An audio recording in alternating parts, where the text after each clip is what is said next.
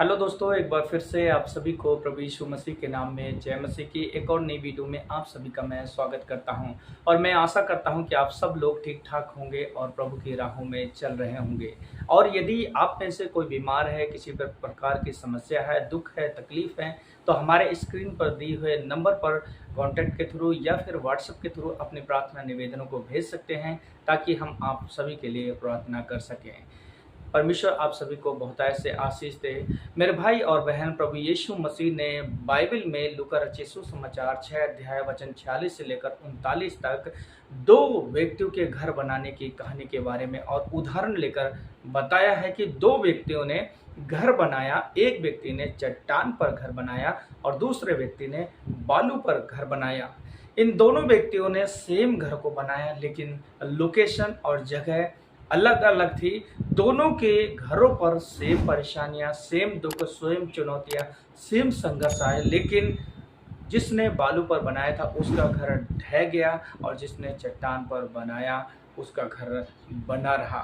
Bible लिखा है कि इन दोनों घरों पर आंधी भी आई, तूफान भी आया, बाढ़ भी आया, लेकिन जो घर बालू पर बना हुआ था वो घर गिर गया और वो घर ढह गया।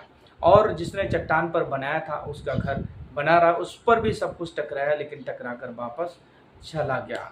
तो यहाँ पर प्रभु यीशु मसीह इस दो घर बनाने वाले व्यक्तियों की कहानी से हमें क्या सिखाना चाहते हैं। यहाँ पर कोई फिजिकल घर की बात नहीं है, लेकिन एक आत्मिक घर की बात प्रभु यीशु मसीह कहने की कोशिश कर रहे हैं। यहाँ पर प्रभु ने साफ कहा वचन 47 में, जो कोई मेरे पास आता है और मेरी बातों को सुनता और उन्हें मानता है, उसने अपना घर चट्टान पर बनाया है। और जो कोई सुनता और नहीं मानता, वो उसने अपना घर बालू पर बनाया है। आप समझ सकते हैं और देख सकते हैं, प्रभु यीशु मसीह उस व्यक्ति को कह रहा है जो व्यक्ति मानता और सुनता है, परमेश्वर की बातों को सुनता है, उस पर चलता है, उसने अपना घर चट्टान पर बनाया है। और चट्टान पर घर बनाने वाले व्यक्ति का ही घर बना रहा, उसका घर ढया नहीं। लेकिन दूसरे व्यक्ति के बारे में प्रभु ने कहा कि ये व्यक्ति जिसने बालू पर घर बनाया है वो मेरी बातों को सुनता है, लेकिन उसके अनुसार से चलता नहीं है। मेरे भाई और बहन, क्या आप चाहते हैं कि आपके आत्मिक घर बना रहे और आपके आत्मिक जीवन का घर टिका रहे? तो अगर हम चाहते हैं कि हमारे आत्मिक जीवन टिका रहे और आत्मिक जीवन का घर बना रहे, तो हमें प्रभु यीशु मसीह के अनुसार, उसकी शिक्षा के अनुसार, उसके वचन को सुनना और उसके वचन के अनुसार से मानना है, ताकि हमारा जीवन बना रहे और हमारा आत्मिक घर टिका रहे। हम प्रभु में मजबूती से खड़े रहें, चाहे आंधी आ जाए, चाहे तूफान आ जाए, चाहे बाढ़ आ जाए, हमें किसी भी प्रकार का डर और भय ना होगा, क्योंकि हमने परमेश्वर के वचन सुनकर और उसके अनुसार चलकर अपनी जिंदगी का और अपने आत्मिक घर को बनाया है। इसलिए किसी भी प्रकार की बातें हमारे घर को ढा ना सकेंगी और गिरा ना सकेंगी।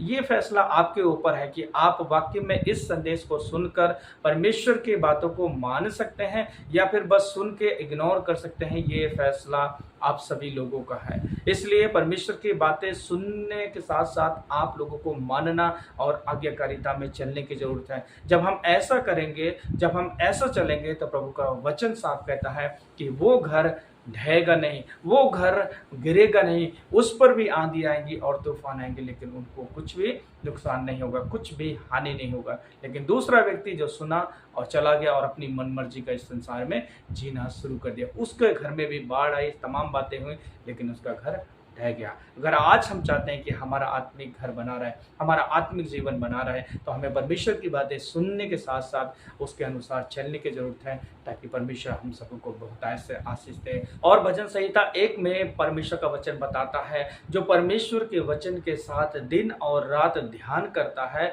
और मनन करता है और उसके वचन के साथ समय बिताता है, वो एक बहती नाली के किनारे लगाए हुए पेड़ के समान है। उसके पत्ते ना मुरझाएंगे, वो पतझड़ ना होगा, वो अपनी ऋतु में फलता रहेगा। यदि आप चाहते हैं कि आप अपने जीवन में फलें, आपके जीवन के क्षेत्र के पत्ते मुरझाए ना, आपके जीवन में कभी सूखापन ना आए, आपके जीवन में कभी पतझड़ ना हो, तो यहाँ पे भी वही बात कही गई है कि जो परमेश्वर के वचन पर दिन और रात ध्यान और मनन करता है, उनके जीवन में आशीषें आएंगी, उनके जीवन में फल दिखाई देंगे, वो पतझड़ ना होंगे बल्कि हरे भरे रहेंगे। हम सब लोगों की उम्मीदें तो रहती है, आशा तो रहती है कि मेरा घराना पतझड़ ना हो, हरा भरा रहे, खुशहाली रहे, शांति रहे, लेकिन ये तब संभव होगी, तब पॉसिबल होंगे जब हम परमेश्वर के वचन को सुनेंगे और उसके अनुसार से चलेंगे। ये परमेश्वर की बातें हैं, परमेश्वर का वायदा है कि वो हमारे जीवन में फल देगा,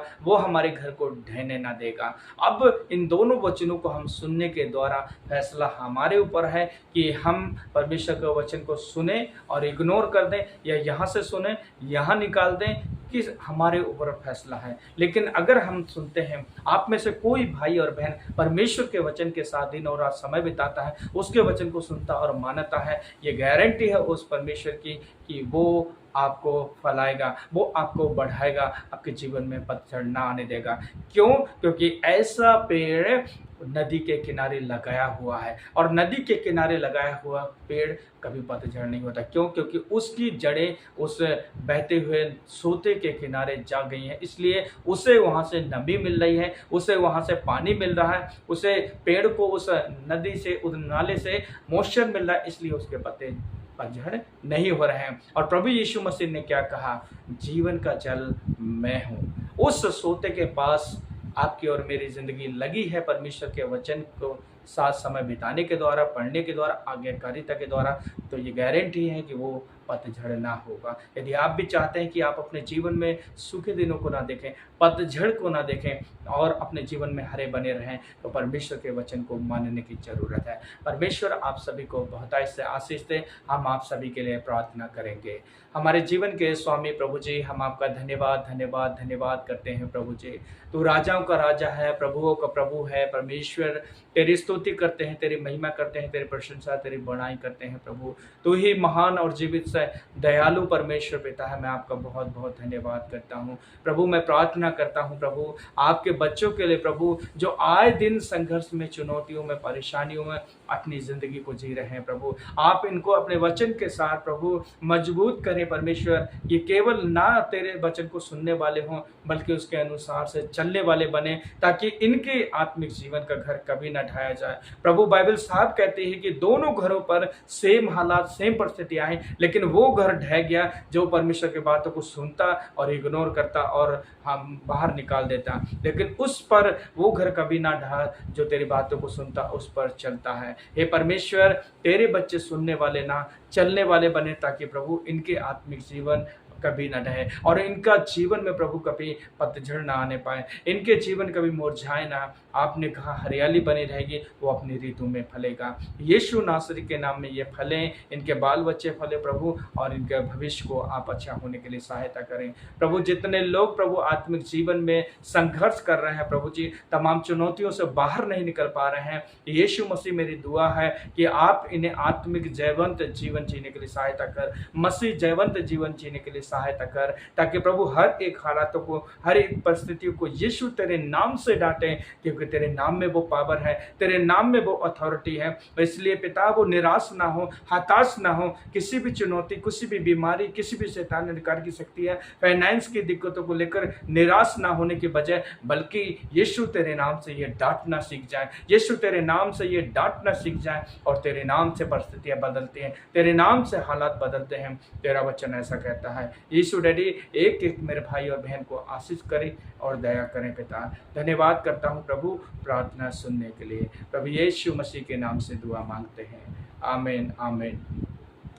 प्रभु आप सभी को बहुतायत से आशीष दे। इसी प्रकार की वीडियो देखने के लिए आप हमारे साथ बने रहें। यदि आप मेरे चैनल पे नए हैं तो चैनल को सब्सक्राइब करके बेल बटन दबा लें, ताकि आने वाली हर एक नई वीडियो सबसे पहले आप तक पहुंच सके। मिलेंगे अगली नई वीडियो में नए टॉपिक के साथ, तब तक के लिए अपना ढेर सारा ख्याल रखें। प्रभु आशीष दे। जय मसीह की।